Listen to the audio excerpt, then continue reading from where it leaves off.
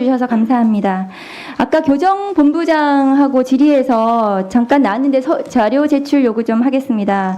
12월 3일 내란 당일날 전국 교도관 학대간부 회의가 있었고 구치소 교도소 룸을 다 비워라, 다 잡혀 들어올 거다, 이런 내용의 회의였다고 저도 제보를 받았습니다. 그래서 법무부에 자료 제출 요구를 합니다. 당일 계엄 관련, 그러니까 당일이면 12월 4일 자정까지 포함한 날짜이겠죠. 계엄 관련 계획을 세우고 대응회의를 한 일체 자료를 요청을 합니다. 교정 당국이 전국 교도관 학대 회의를 아마 영상으로 했다면 그 영상 자료하고 회의록이나 회의 참석자 그런 부분들에 대한 자료 일체를 제출해 주시기를 바랍니다.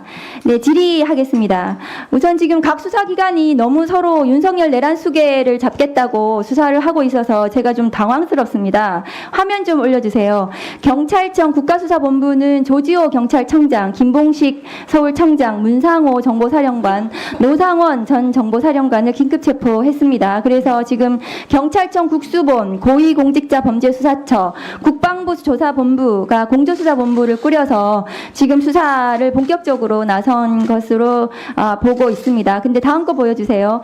검찰 특수본이 12.3 내란 사태, 내란 사건의 핵심 인물 김용현, 박안수, 오늘 구속됐죠. 여인형, 곽종근, 이진우에 대해서 지금 신속하게 구속하고 수사를 하고 있지만 이 수사권에 대해서는 지금 오늘 법원 행정처장님께서도 말씀하셨다시피 굉장히 논란이 되고 있고 이 위법 수사에 대해서 나중에 문제가 될 수 있어서 매우 우려스러운 상황입니다. 공수처장님, 지난 8일 날 검찰과 경찰의 내란 사건 이첩을 요구하셨고 지금 경찰 국수본이 이첩을 했습니다. 맞습니까? 네. 근데 일부 사건 이첩 네, 일부 받았습니다. 이첩 받으셨는데 지금 검찰은 이첩 안 하겠다고 다음 거 보여주세요. 요구를 거부했는데 오늘 또 언론 보도 보니까 이첩을 검토하고 있다고 언론 보도는 나왔습니다. 그런데 공수처법 24조에 따르면 이첩 요구에 응하여야 한다고 되어 있는 거 맞습니까? 네, 맞습니다. 강행 규정이고 의무 조항입니다. 네, 검찰이 지금 이첩 안 하고 있는 것은 강행 규정 위반으로 문제가 될 수 있습니다. 12.3 기사 내란 선포 직후에 밤 11시 전후로 추정되는 시간에 여인영 방첩사령관이 정성우 방첩사 1처장에게 계엄 관련 임무를 지시했고 정우성 1처장이 4개 팀장들에게 검찰과 국정원에서 올 거다. 중요 임무는 검찰과 국정원이 할 테니 그들에게 지원만 하면 된다라고 검찰과 국정원을 언급했다는 것이 지금 언론 보도로 났고 그것이 드러났습니다. 그러면 지금 검찰은 이 사건, 내란 사건의 수사 대상이지 수사 주체가 될 수 없다고 생각합니다. 이 검찰이 이 내란 사태 당시에 어떤 식으로 이 대통령 혹은 대통령실과 공모했는지 이 계엄사령부하고 공모했는지 부분에 대해서 나중에 수사로 다 밝혀져야 된다고 생각합니다. 왜냐하면은 이것은 당연히 검찰과 뭔가 공모가 있었기 때문에 검찰이 올 거다. 대검의 포렌식 센터가 선관위의 서버를 포렌식 할 거라는 것이 서로 간에 어쨌든 공모가 있었던 것으로 추정이 되는 거 아니겠습니까? 그럼 내란 사건의 공조 세력입니다. 법무부 차관님. 네. 검찰청법 4조 2항에 따르면 게다가 검사는 자신이 수사 개시한 범죄에 대해서는 공소 제기할 수 없다고 검찰청법 4조 2항에 되어 있습니다. 네.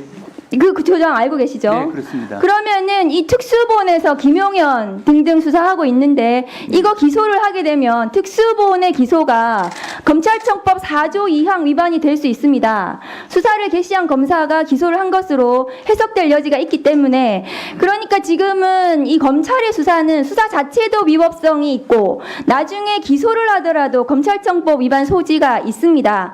그래서 검찰은 이 사건에서 손을 떼야 됩니다. 다음 거 보여주세요.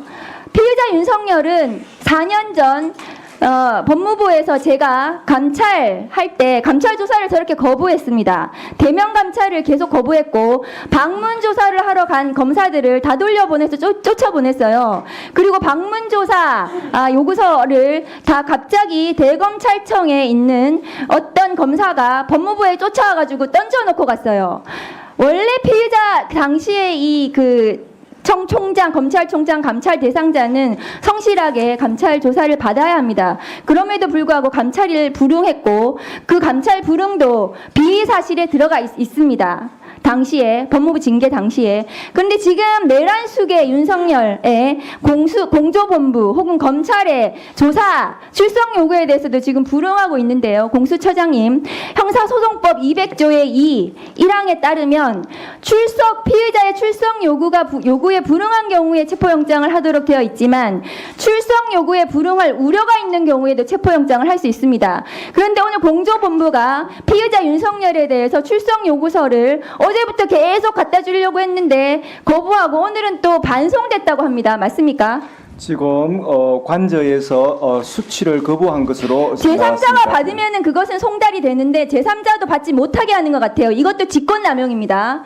직권남용이 될 수 있습니다. 그런데 어쨌든 이 출석 요구서 안 받고 뭔가 절차를 지금 지연시키고 이 절차에 지금 응하지 않고 있어요. 그러면 출석 요구에 불응할 우려가 있는 겁니다.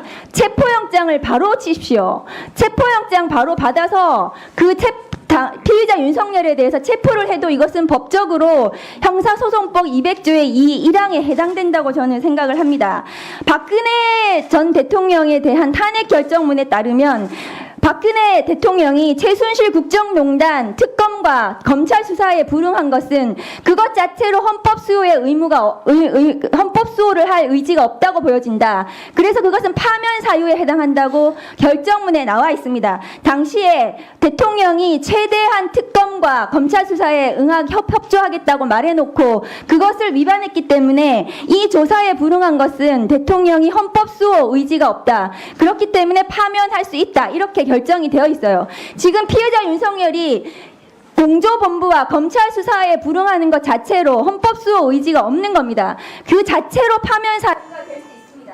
따라서 공조본부에서 피해자 윤석열에 대해서 반드시 체포영장을 바로 하셨으면 좋겠습니다. 네, 잘 알겠습니다. 네, 뭐요? 김용민 의원이 발언에 대해서 해명하셨는데 전혀 그 해명과 실제 다른 내용을 파악하고 있는 그런 내용이 아닙니다. 이 내용 굉장히 심각한 내용이라서 이 부분에 대해서 의사진행 말을 하겠습니다. 잠깐만요. 박은정 의원님 질의와 관련해서 제가 추가로